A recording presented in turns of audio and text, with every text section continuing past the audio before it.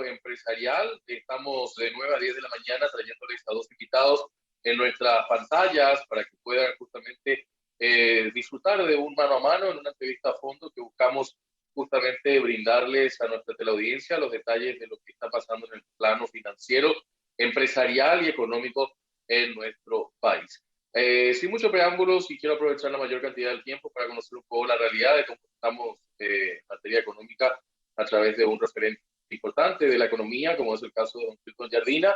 Él es responsable justamente de Banco Familiar. Así que muchas gracias, don Hilton, por su tiempo con nosotros. ¿Cómo está?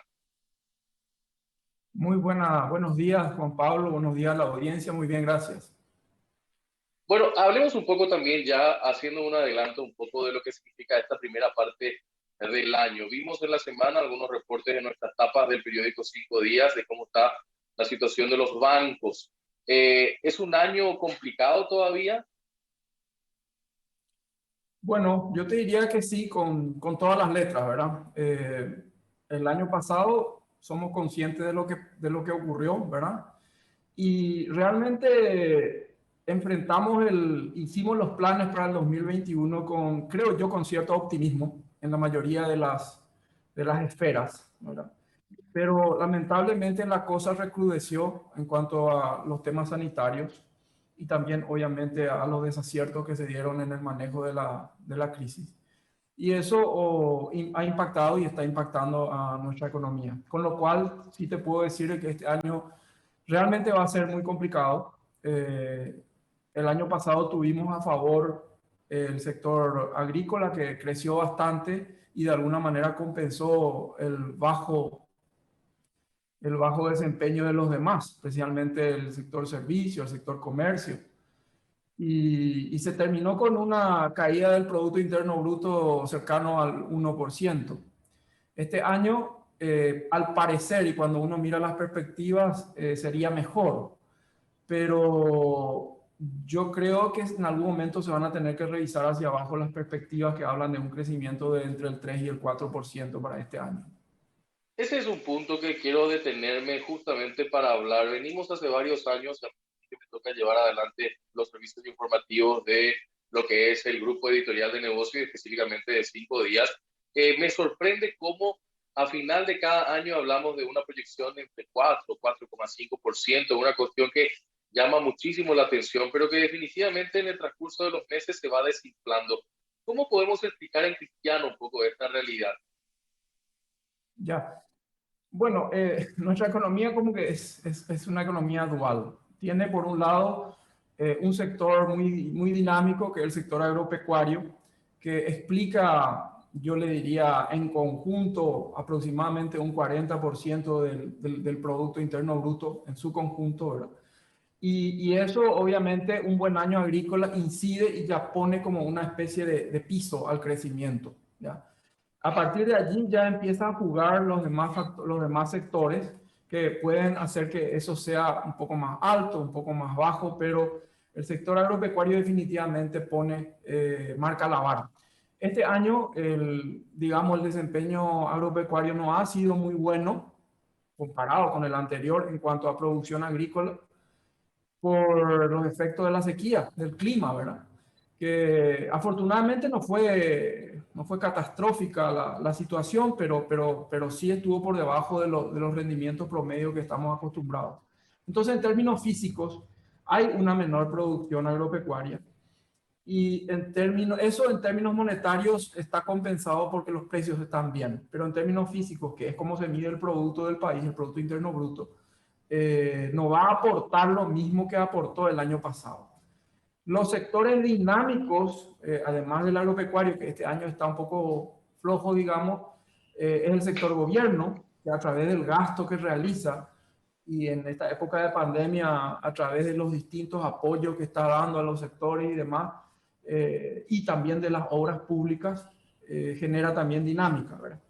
Pero yendo a tu pregunta, esas proyecciones iniciales que hablaban de un 3 a 4% probablemente consideraban una situación en la que a partir del segundo semestre el tema sanitario, ya con la vacuna, que estimábamos todos el año pasado de que a mediados de año ya gran parte de la población estaría vacunada. Eso debería haber movido la economía a un ritmo distinto y claramente eso no va a ocurrir, es decir, no va a ocurrir. Con lo cual, creo que el segundo semestre no va a ser un semestre de recuperación como esperábamos y bueno, eso es de alguna manera lo que va a hacer que el producto no crezca lo que se esperaba.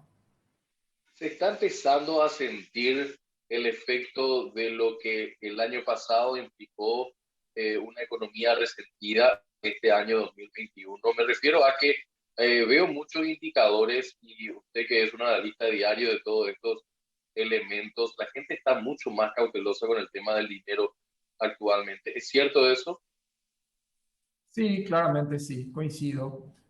Bueno, eso ya toca un poco más al sector, a nuestro sector, el sector financiero, ¿verdad?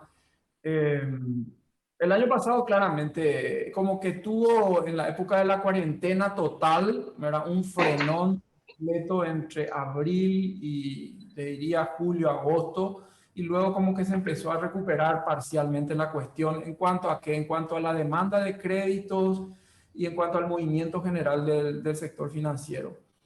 Este año empezamos bien, enero, febrero, relativamente bien, le diría, en cuanto a colocación de créditos, pero luego a partir de marzo y ya después con las medidas que fueron aplicadas, se empieza a sentir un bajón importante en cuanto al ritmo de colocaciones de crédito en todos los sectores, probablemente no tanto en el sector agrícola o en el sector agroindustrial, por llamarlo así, pero en el sector consumo, servicios, industria, comercio en general, hay un bajón en la demanda de créditos y motivada por lo que bien dice Juan Pablo, es decir, el escenario es incierto y en ese escenario endeudarse no es prudente, obviamente así lo entiende la gente y reacciona de esa manera.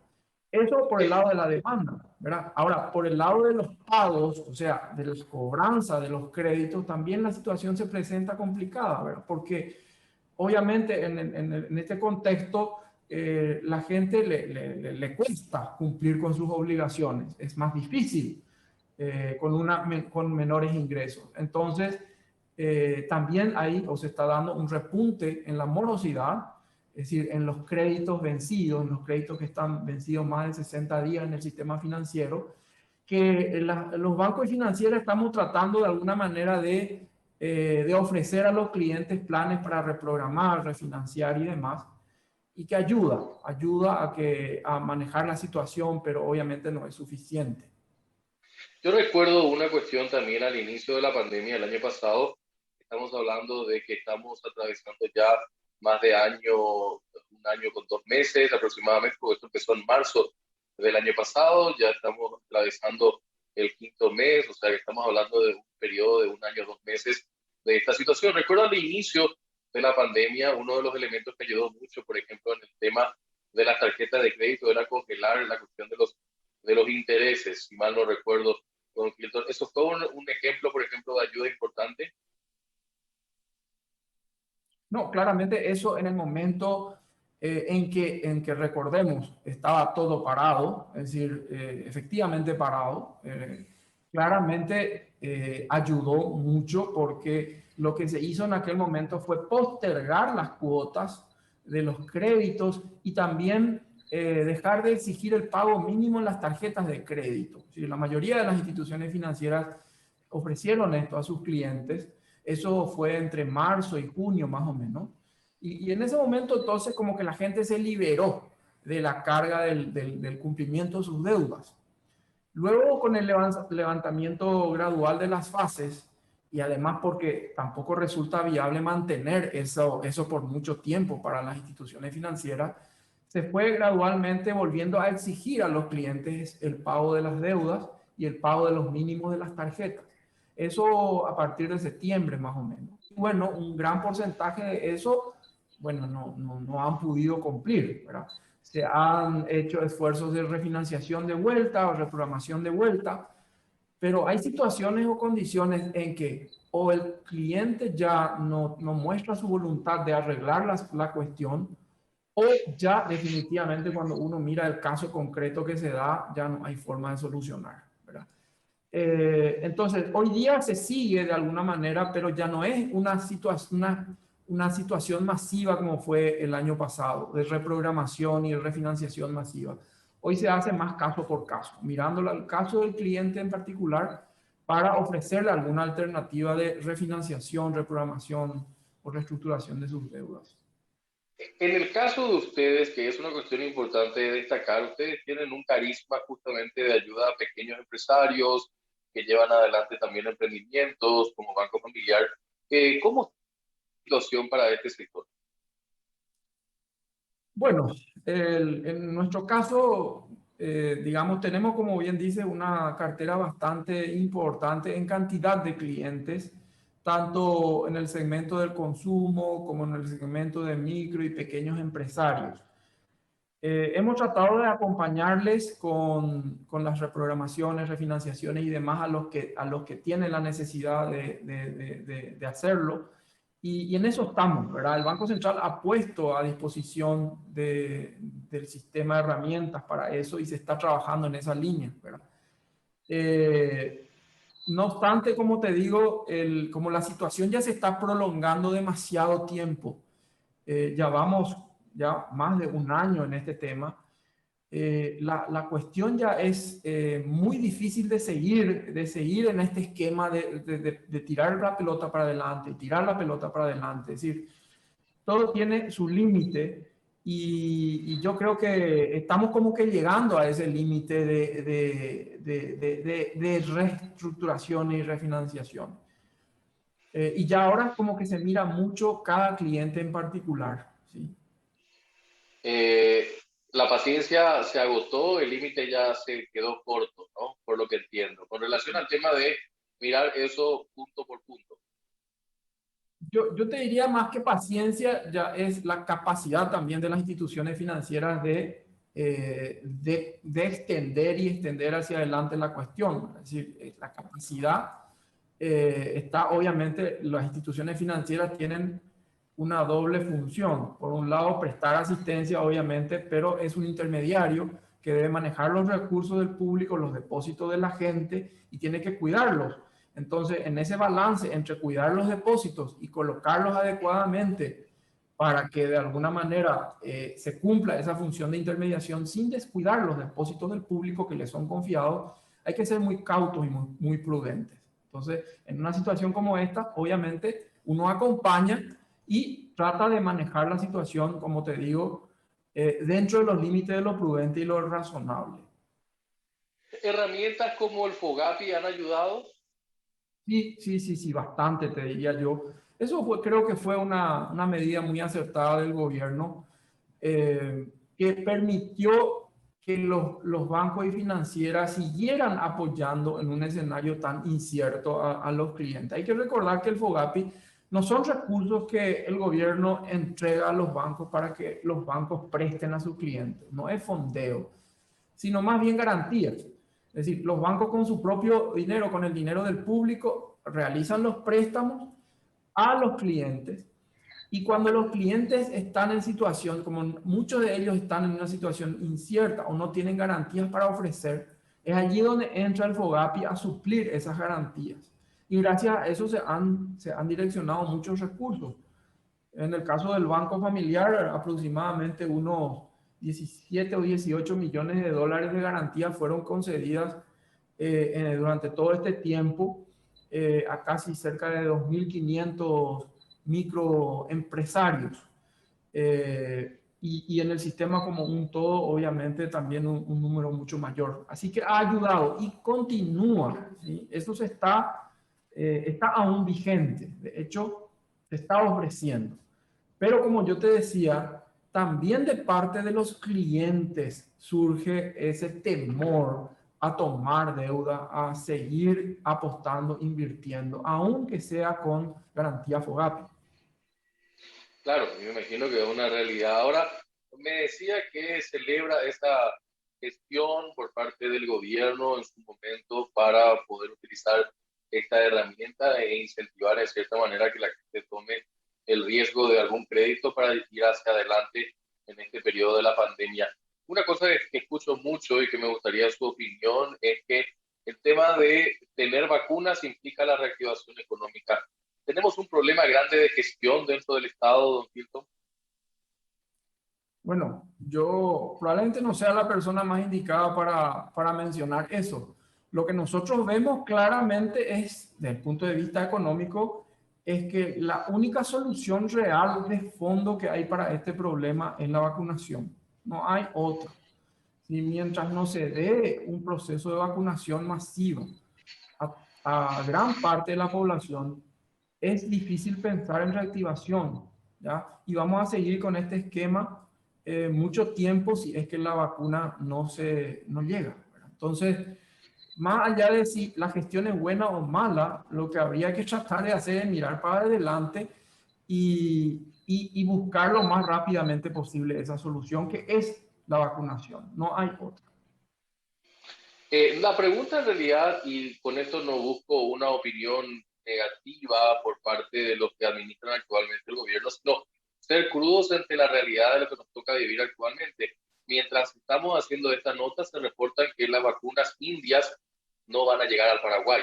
O sea, tenemos un problema grande de gestión. Ustedes que se dedican a la banca y al sector privado, me imagino que miran con mucha preocupación estas situaciones, ¿no? Claro, bueno, el problema de la gestión, la adecuada gestión, es un mal endémico en nuestro país y principalmente en el sector público, ¿verdad? En todas las administraciones del pasado, del presente, y te diría en la mayoría de las instituciones estatales, la adecuada planificación, gestión y demás, es un mal que nos afecta, ¿verdad? No tenemos la capacitación para eso. Y hay esfuerzos seguramente, pero lamentablemente esto no es algo que se improvisa, ¿ya? La buena gestión, la buena administración y planificación es algo que tiene que generarse, digamos, a lo largo del tiempo. Y en Paraguay eso ha sido siempre un déficit. Entonces, claramente, eso cuando ocurren situaciones como esta, que son tan graves, tan sistémicas, tan nacionales, salta a la luz como un déficit. Cuando la cuestión afecta compartimentos estancos a este o aquel sector, bueno, como que pasan de largo las improvisaciones. Pero cuando ya estamos hablando de un problema nacional o mundial, como en este caso, la improvisación cuesta muy, muy caro. Sí, y es cierto. Don Hilton, nos queda pocos minutos, pero quiero aprovechar también el tiempo para preguntarle qué se está haciendo desde Banco Familiar para apoyar a la gente todavía en este periodo difícil de la pandemia. ¿Cómo están trabajando cuando se reúnen internamente en el equipo de planificación? ¿Qué hablan de este 2021? Bueno, se habla de la dificultad, de lo difícil que es y que va a seguir siendo. Y bueno, se trata de poner toda nuestra energía en ofrecer a los clientes y eventualmente no clientes instrumentos financieros de acuerdo a sus necesidades. Digamos, enfrenta este año en particular con el problema que te decía Juan Pablo, que es doble. Por un lado, la demanda de crédito está muy limitada, ¿ya? Y por otro lado, los que probablemente más necesitados de crédito están, ¿ya? Lamentablemente la están pasando muy mal y no tienen mucha capacidad de pago de sus deudas. Entonces, al que necesita, no se le puede asistir como necesita, y al que no necesita no quiere, digamos, asistencia. Con lo cual el crecimiento del crédito se vuelve muy difícil. De hecho, el crédito está cayendo en el sistema financiero, ha caído en los primeros 3 meses, ¿verdad? Es un tema de seguir poniendo a disposición de los clientes herramientas, facilidades, y para los que tienen inconvenientes para el pago de sus cuentas, al igual que el resto de los colegas, se le pone a disposición las reprogramaciones, refinanciaciones con periodos de gracia de 60, 90 días, hasta 180 días si fuese necesario. El FOGAPI también está disponible. Y todo eso de alguna manera aporta, me imagino, pero yo creo que en este contexto tan difícil probablemente no sea suficiente. Por último, ¿dónde está la luz al final del túnel? ¿Todavía muy lejana?